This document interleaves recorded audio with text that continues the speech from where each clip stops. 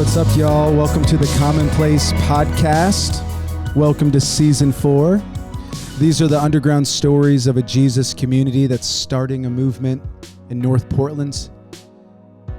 It's just us three tonight. I'm Anton. I got Tim here. What's up? And Andres. ¿Qué onda? What's up, guys? It's the OGs. Yes. Yo, we did a whole day ones. We did a whole season together. Remember that? Yes. We did a couple seasons together. Yeah, we've done every season together except for the first one. Yeah. Anton was It's been- interviewing. I know. Anton was Dan Rather. Dude. Just going in the field solo. You were Joe Rogan, bro. No, bro. No. You were bro Rogan. Dude, Joe Rogan. Shout out to Joe. He's canceled. Gosh. So what are we talking about tonight? What's on the docket? What did we just talk about? What have we talked about on Season 4? We've talked about diversity, Okay. race. Yes. That's pretty much it. Yeah, We we had two split it up episodes. into two. There's a lot to talk about. There's a lot of conversation to be had. Yeah. And the amazing thing about a podcast is you can't just judge it by the 40-minute conversation that you hear. You have to judge it by how our community looks and feels. And so I just know that there's conversations happening outside of the podcast, and I'm super grateful for that. And just a reminder that our community is diverse and looks like heaven because we are not afraid to have those conversations. And those Wow. conversations actually welcome people in. So just wanted to say that. Yes. Good. Amen. Diversity. So good. It's all about. Well, We don't talk it, we live it. Yes. for some of you guys that don't know, we got the idea of what we want to talk about on this podcast from some time we just had in Turkey. Us three. We were out in Turkey and Greece. Amazing. We got to walk the historical footsteps of Paul Yes. with the OG Bob. We actually did a podcast with him which will come out later. yeah, Yeah, Which maybe is we'll fun. drop it during rest month. I think so. Yeah. Because it's Nice. already done. Yes. We recorded it in what was in the first century Ephesus. Which is now Ephes. Yeah. Which Ephes. is now a great beer. Yes. Delicious beer. Light and crisp. This podcast is sponsored by Ephes. FS. But Ephesus was amazing. It was huge. I Oh, love man. that. I love that we recorded the podcast right across from where John was writing Dude, some letters. John's a disciple. Gospels. Yep. He wrote the Gospel of John, 1st, 2nd, 3rd John. Yeah, Whew. that was cool. Amazing. Things are still being written. Come on. Things are still being said. In the same place. Real quick, Nice. before we get into our topic tonight, what's one thing that you are still thinking about from our time overseas?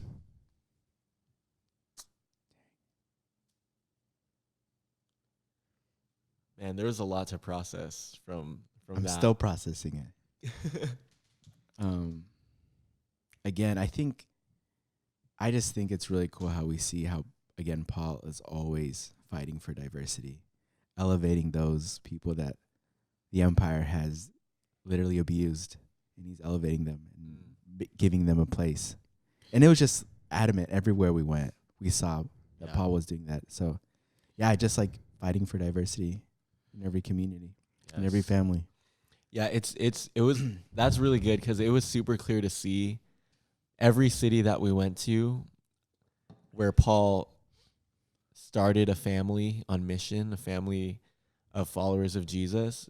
It seemed like the way the movement gained steam in the first century was because you had these communities where it was like slave and free together, Gentile and Jew together. Yep. You know, barbarian and Scythian, and everyone was together, and it was super meaningful in a society where everyone's super divided. And I think it's pretty similar today.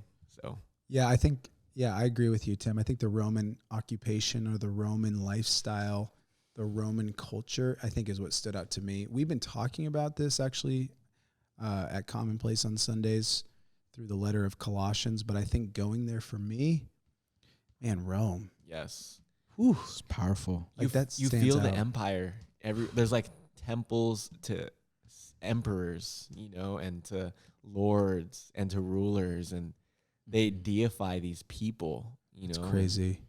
And it's just And statues and Yes. temples that were like dude, graves. bougie, Dude, the that were graves were baller. bougie. Yeah, Yeah.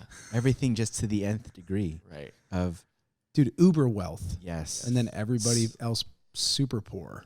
It Serving makes, them. It makes everybody here in America look like poor compared to how much the empire had, Yeah. flaunted, and yeah. it's like Cribs. Cribs is weak. For real. I know.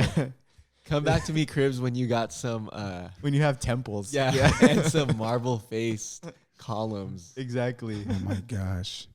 But it was amazing. And while we were out there, we were kind of talking about, hey, what would be a good topic to talk through on the next podcast? And we thought rest Yeah. would be a good thing to talk about because we were out there. We felt like we were resting, and we had just some great, we drove across the whole country. We drove like 2,200 miles. Yeah. And so it had lots of time to chill and think and Yep. and rest. And so we just and that's a huge value in our community. And we think it's definitely a value of Jesus. And so I thought we'd just talk about rest. And one of the reasons it came up is as a church, as a community, we rest like everything shuts down all of July and all of December, like Yeah. full shutdown, like tumbleweeds. Like, Zip yo, you off. ain't going to find Zilch. us. You ain't going to find no gathering. Yeah. Yeah. Like if you're trying to come hang out at a gathering or a house expression, don't come in July. We're going to be hanging out. Yeah, we'll be hanging, but we probably won't be, doing the whatever, Yeah. If you're quote looking, unquote church thing. the only worship song we'll be playing is Tumbleweed across. Hey, hey, Thank you. Thank you. Oh, man. good one, Andy. Good one. But anyway, why don't we? Yo, that was such a bad joke. I have to say it. Dude, I we're know. going to What need to was rest. that? We're going to need to rest after that. I'm gonna rest some jokes What? in July. No Gosh. puns. So, how about this is the first question I'll ask you guys. For any of the listeners that don't know, I didn't grow up in church, so I don't know about any of this stuff. But for these two church kids, what was rest like growing up in church? Like, what did that look like? Did you guys take months off? Well, it was weird at first because no, we did not take months off. But also I think it was weird because the conversation was always that Sunday was the day of rest. Yeah. It was always like, oh, Sunday is the restful day. So it's like, don't work on Sunday, just go to church. But then the more you get involved in church, you actually start serving, right? Quote unquote. Like you start serving the program of church. And so Yeah. in my case, I'm like playing music, and our church had 3 services. And so I'm there from like 7 a.m. to 2 p.m. every Sunday. I thought that was a good thing, though. At a service, give glory to the Lord. And it's and I'm like 13 years old, and like I'm doing this all of like middle school and like a good portion of high school. And the way the conversation is framed is like, this is your rest day. So serve and it'll be super restful. And what I found over time is like the more you keep doing that, the less restful it feels, Yeah. It's like, oh man, it's the weekend. I got to wake up at 6 a.m. and then play music, pretty much for 6 hours. And Wow. I just remember like me and my friend Kua, we would do music a lot together, and there would be times where we're just sitting downstairs just waiting for the service to end so we go up and play music again, and then it didn't feel restful at all. And same for my family. I know like my dad has like invested in a lot in people, and it's an amazing work. And just wanted to say, like, as a disclaimer, like I honor everything Yes. about what went down in that. And I grew so much just viewing it through a framework of rest right now. Yes. And even in seeing his experiences, like the times coming back home after church seemed like the more restful thing, Yeah. because it felt more like work than rest. Yeah. And so it was just this ironic thing of like, it's framed as a day of rest, but my experience is anything but restful because I'm just doing things to keep the program going. So how did you guys rest? Like, was it just always like you need to learn how to rest in this, or was there actual times of rest for you guys as a family? It seemed like the most restful thing happened after church. Because like after the Lunch last and nap. yes, like after the last service, and our church community was super vibrant and thriving. So after church, we'd all go out to lunch. Usually all the guys would play a sport all afternoon. And like that was the restful part, you know, but it's after all of this whole morning of just like grinding, you know. Yeah. and Interesting. Yeah. What about you, bro? Yeah, it was, I mean, I grew up, my dad was a pastor, so, you know, we did the whole Lutheran liturgical service. So I had the traditional and then contemporary and then like Spanish. So again, it was like all day and I was always involved in everything. So, and then there's like Sunday school in between that, and, you know, you grab a donut and then you're off to the next thing, you know. It's just like back to back. It kind of feels like going class to class in high school. You know, that's kind of how it feels, like 3 classes in a row. You just have 10 minutes in between and you grab a snack. And Wow. but it was always really busy. And again, like, yeah, the restful part was after, always post. Lunching and napping were always fun, or potlucks, and, you know, a lot of potlucks and picnics and stuff like that. But yeah, it just was, it's something that I just kind of grew the routine in. You know, it was like going to school. Good. Like, I always tell a joke that there's this meme of a kid, you know, if you've seen like a little kid and he's like leaning against a wall and he's got his eyes rolled back, and it's like the whole thing is like, you know, you're this kid when your mom is talking too long to everyone at church, you know. And it's like I was always the first one there and the last one to leave. I was like always just like the routine. But I think as a child, it kind of just was kind of normal, you know, and it was just what we did. It never seemed like rest. It always seemed like work. This is what Dad did. So but it ended up feeling like this is just what it is, though. Exactly. This is just what we do. So here's my question. Because again, like, I think you made a good disclaimer, Tim. Like, we're not saying like what both your families and like the communities that you guys were a part of is bad. It's just like, we're always trying to listen and not just do things just because, but ask good questions. So here's a question that I wonder: why do we just keep like doing that? Or maybe another question would be, why have we decided as a community to meet twice a month?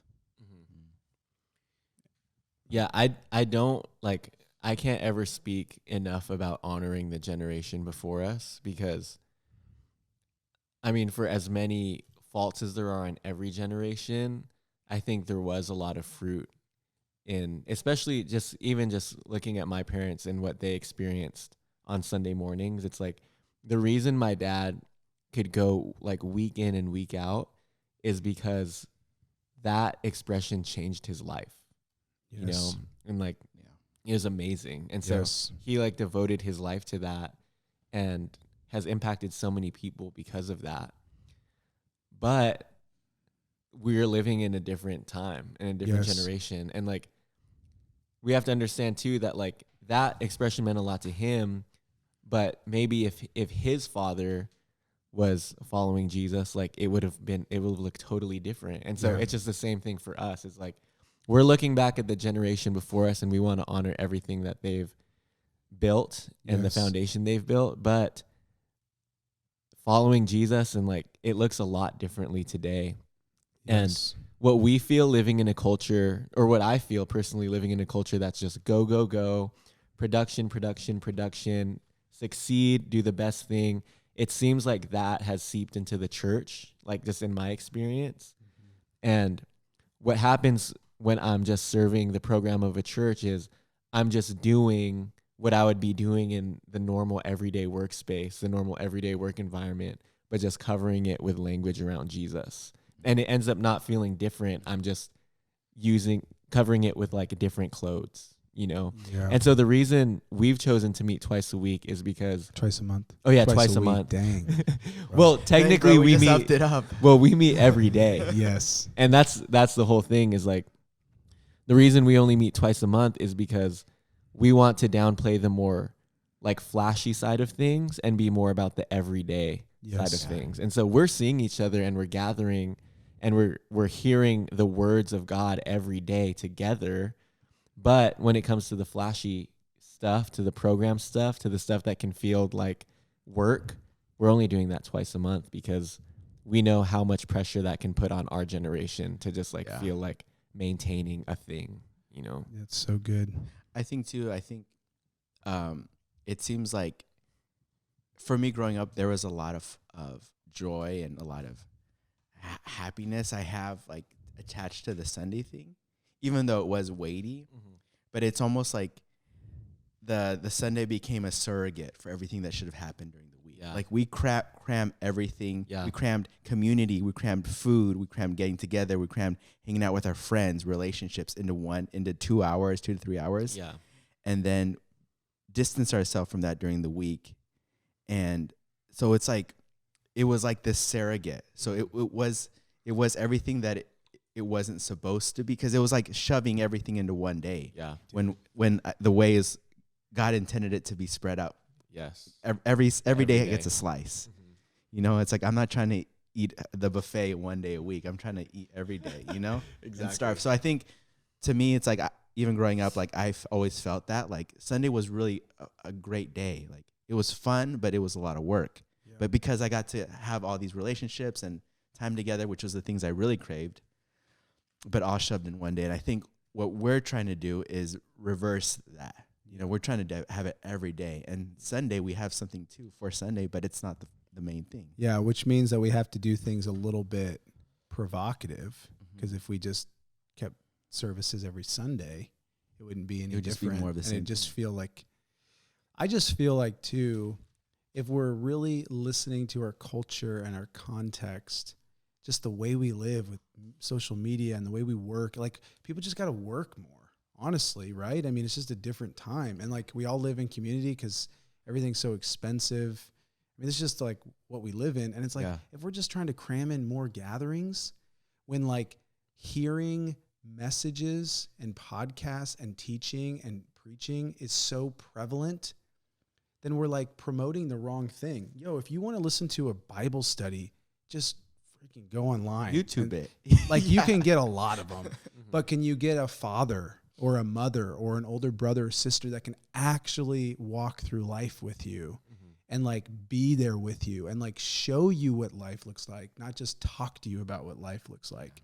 I think that's what we're realizing is like, see, teaching is only like a 1/6 of the pie of how you actually grow.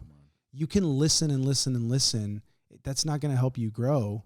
What's going to help you grow is listening and imitating and innovating and seeing and touching and feel. Like it's called apprenticeship for a reason, right? And I just feel like that's something that we feel like we've seen a lot of growth in. I mean, you guys can both like say you both come from cultures where like teaching was like a heavy, I mean, it is for every church, right? Like in America. And it's like, you guys can both attest to like, you've grown a lot more living with a group of people, right? Oh yeah, I mean, Absolutely. So it's again, it's the way it was. it's the meant way to it's be. supposed to be. Yeah. I mean, it's like, it's not, I mean, again, if we look at Jesus, it's like, it's not that he was just like teaching. Again, if you understand it, it's like, man, he was spending so much time with a small group of people. He did teach, but it was a small thing compared to how much emphasis we put on it. It's crazy. And so back to the rest conversation, why are we doing a whole month off? Like, why do we do the whole like bi-yearly? Like, why don't one of you guys kind of share the vision behind that for Commonplace? I think we found that when you actually look into the way of Jesus, he says you actually have to rest before you start bearing fruit. Like he says, abide in me and then you're going to bear fruit. And so what that means is that rest is actually the work. like rest is actually the first work that we have to do if we want to see the movement start to bear fruit. Yes. And so what we're measuring, again, and fruit goes back to what you're measuring, right? Like if you're producing a Sunday service, your fruit is probably going to be like money that comes in and how many people are there. But the fruit that we're looking for is disciples. And so that happens in everyday life to life. And so in order to bear that fruit, we actually have to do the work first of resting. Like it's abiding first before we bear fruit.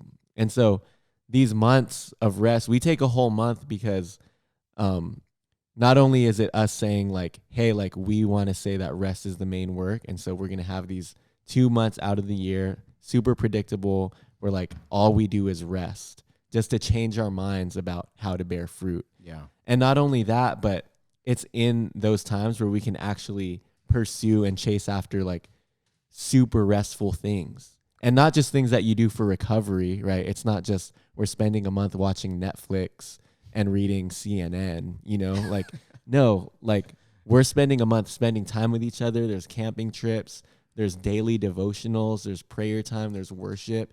It's putting all of what we have, all of the work, all the energy that we have into actually doing rest that gives life and rest that's eventually gonna bear fruit. Yeah. And so I would just say we have these 2 times because we know that if there's gonna be any movement with our community, it's gonna come from a place of abiding. Yes, that's Come on. good. Anything else, Andy, to that? I mean, that's so You good. covered it. You Well, got it, one Tim. thing that I would add is that Yeah. rest is in essence about relationship. Because here's the thing, when you're in a Sunday culture, everybody starts feeling like they don't matter. Yep.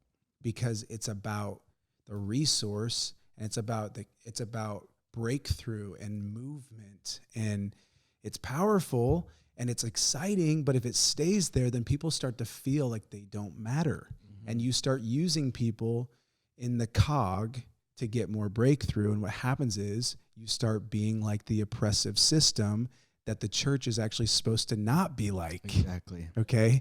And so rest is important because rest is actually harder than movement. Especially in our culture. Yes, especially not in every today's culture. world. I would Yeah. say in Greece, Yeah. rest is easy.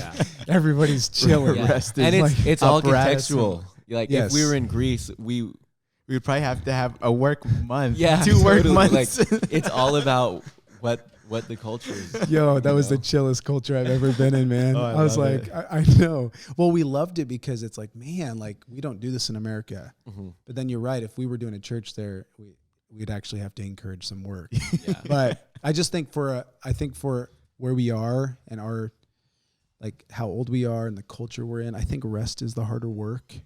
And I think what we're trying to teach people, like Tim said from John 15, is that we don't grow anything by trying harder, but we grow by resting better. Yeah.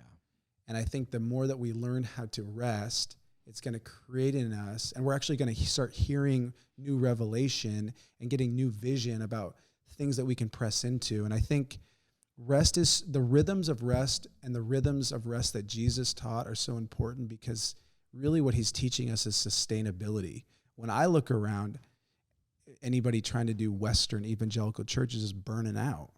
And it's not exciting, and it's not even good news. And I'm like, honestly, like, I hope for some of you people listening, like when you hear this, like, I hope it's good news. Like, dang, that sounds nice. Yes. Because honestly, like that's what it should be. And I'll just share this too. I think this is really interesting. But I had this friend is heavily steeped in Western church, but he was like, how do you guys like take time off? And how does anybody still show up?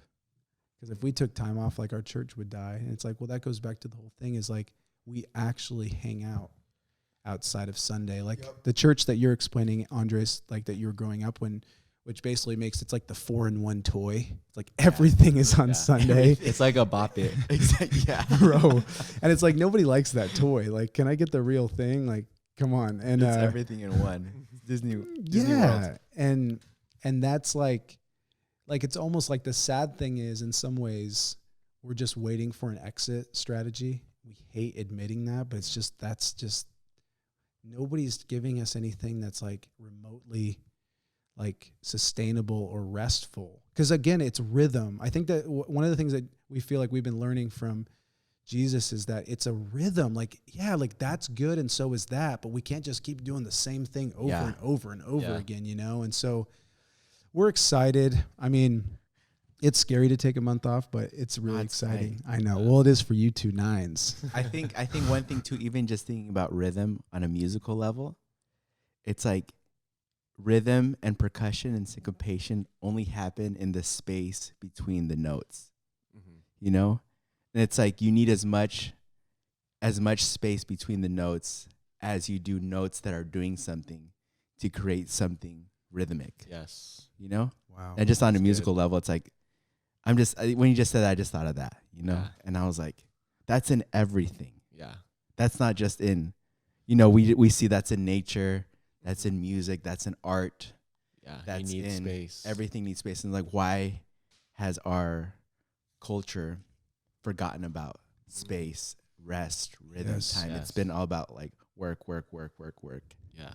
That's so good. Come on. And I, you know, for some of you listeners, if you wonder why we do certain things, I mean, I think what's really important for you to realize is that this whole rest thing is actually super important to us. And we've tried to do it in 4 ways: daily, weekly, occasionally, and bi-yearly, because we feel like that's what Jesus did and we're trying to imitate him. And so the daily thing, if you've heard our Devos, we do a Monday through Friday, like through the Moravian text, which is just a 2-year reading plan. Do we actually have one? Can we pop one on? Dude, Tim you're this week. Should I put a little bit of Anton on the? I'll put Tim on from today. Oh yeah, you were. And so we just have, this is kind of the way, just so you kind of understand the why behind, we do these daily devos as a way to walk in daily abiding or daily rest. Yeah, prayerful rest. And so check this out. It's super sustainable. It's super sustainable. It's like that's 5 minutes a pop. 5 minutes. Everyone's got 5 minutes. Here we go. With his relationship with this church, and it's getting pretty spicy. So let's get into it. Remember that Paul's relationship with the church here in Corinth, it runs super personal and super deep. And because of that, we kind of get a glimpse into what it looks like when God's kingdom meets the personal and daily goings of everyday life. Dang, keep that on. Everyday life. Dude, he's so I want to good. hear more. Dude. Yeah, daily Come on. rest. Come on. So that's the daily. Weekly, so this goes back to what Tim said, like the Sunday should be restful. Like what his parents are saying, that's true. And so I think what we've been trying to do with our Sunday gatherings is we do think it should be restful and it should be fun. And so we've been actually trying, it's not easy, but we've been trying to make that restful. Yeah. Right. Just by the way we set up, the way that we teach. Anything that you guys want to say to that, but like, has that been restful? I feel like it has. Yeah, absolutely. Even on the side of like setting things up, I know you do a lot of work there, but there's just so many people who are helping. And even I remember a huge part of Sunday services that was like, I just have to get my mind ready for the sermon. You know, was always it is like, I can't fall asleep. I got to take notes. And I think the way we do it, where we're building up to a response that ultimately leads to lunch, you know, is super restful, because you don't have to prepare your mind for this crazy sermon where you have to take notes. You're actually, the sermon's just a gateway into more community. And so it just feels really restful in that sense, you know. It's shared experience with more shared experience. Yeah. Yes. So that's kind of how we do the daily, weekly, and then occasionally. How would one of you guys explain that, or how do we try to walk that out? Retreats. There you go. Yeah. Let's get it. And so we actually we have a guys camping trip coming up. So that's one thing. That's a little bigger, but I would say just in general, we just try to encourage like get away for a weekend. Yeah. You know, and one of the nice things is with a community that doesn't have these gatherings every weekend, and you feel this pressure to have to be there. What we're trying to do, and honestly, we haven't figured this all out yet because we don't really feel like the whole community's got on the same rhythm. But kind of the whole thing of meeting only the first and third Sunday is saying like, use that other time to like get away, Yeah. Yeah. you know, and rest. And so we're still figuring out that as a community, but Like you guys just went up to Washington. Yeah, we went to Olympia, me and Dana. So good. It was awesome. I mean, be real, bro. I mean, Olympia it was was- pretty, Okay. but I don't like small towns. I mean, they're cool, but No, Bro, come on, tell us. You could have just gone like 30 minutes I know. north, But bro, it was to here's the Seattle. thing. It was quiet. It was quiet. That's good. Which is And they had sometimes okay. yeah, and it was quiet. It was Yeah. I mean, I watched Aladdin, had some Hey. good food. Hey. There So- you go. And was you chill. wouldn't have been able to do that if we. Yeah, Yeah. it's too. Yeah, I probably wouldn't have done that here. Yes. I mean, if we wanted to watch Aladdin, we'd have to do like an 11:30 showing with like 20 people and an IMAX theater on Thursday night. Oh my god. That's how all the movies are here roll. Yeah. No, but it was fun. I mean, it was nice. That's good, bro. You know, You're being polite right now. So that's kind of how we do the occasional, and then the yearly or the bi-yearly is the July and December. And that's really like the picture of Jesus going up to Caesarea Philippi, taking his guys away. And like, Come on. if you don't know about Caesarea Philippi, that was like Vegas. Vegas. Like that was like as far from something like Yeah. put to, I don't know how, it's just Yeah. nowhere near religiosity. Yeah. And They were like sacrificing babies in a cave. In yes, Caesarea they Philippi. were. It was the god of Pan, Yes. which we actually saw on the footsteps of Paul. We Yeah. saw the little The baby Pan. statue of Pan. Peter Pan. He's a creepy looking dude. Yeah. Yeah, little Peter Pan. Yeah. That's so true. Petey Pablo. But like he just takes them up to this place, and we've been there too. And part of that was it's beautiful. There's waterfalls. Yep. It's just tight. It's like It's like a the great, Bellagio.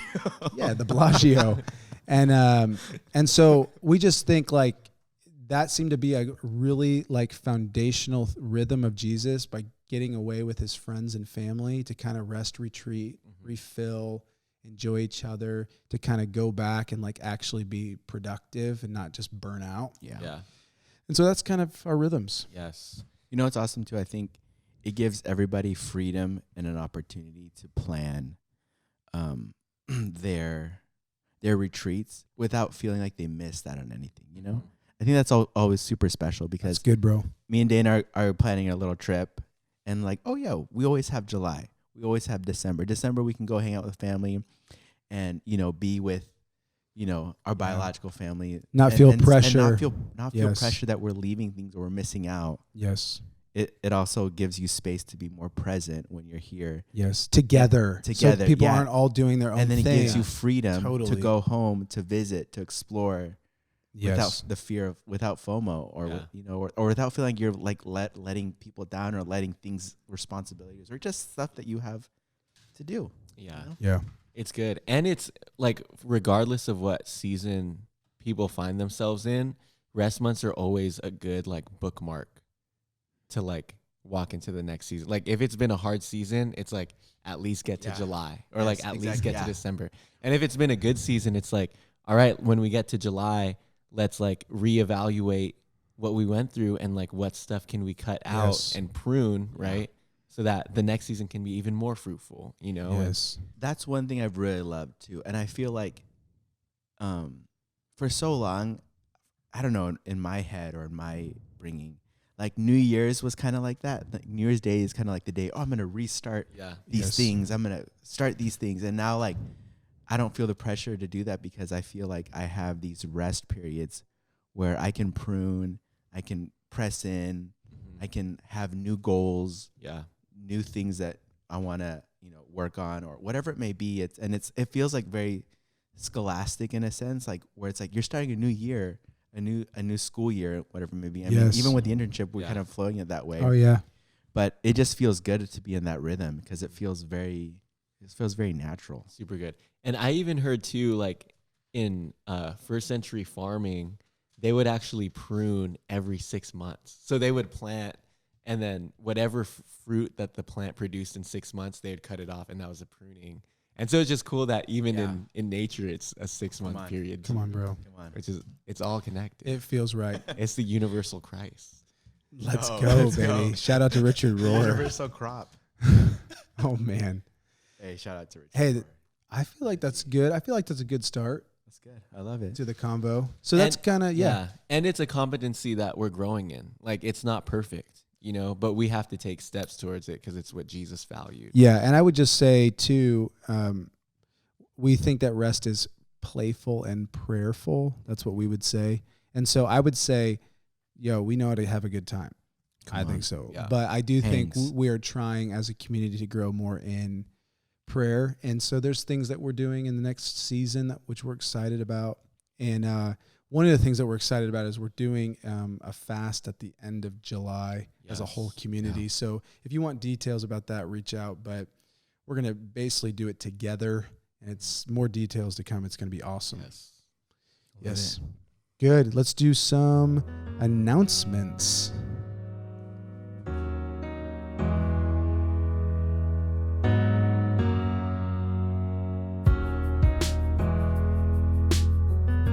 Andy, tell us about the EP.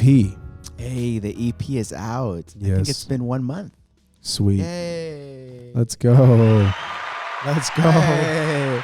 1 month. So yeah, if you guys haven't checked it out, it's called The Commonplace Music. Apple, Spotify, all your streaming platforms. It's up there. So check it out. Listen to it. Share it. And we are working on releasing some visual content. So stay tuned for that. Our YouTube channel. We got our boy Keanu. Shout Kiki. out.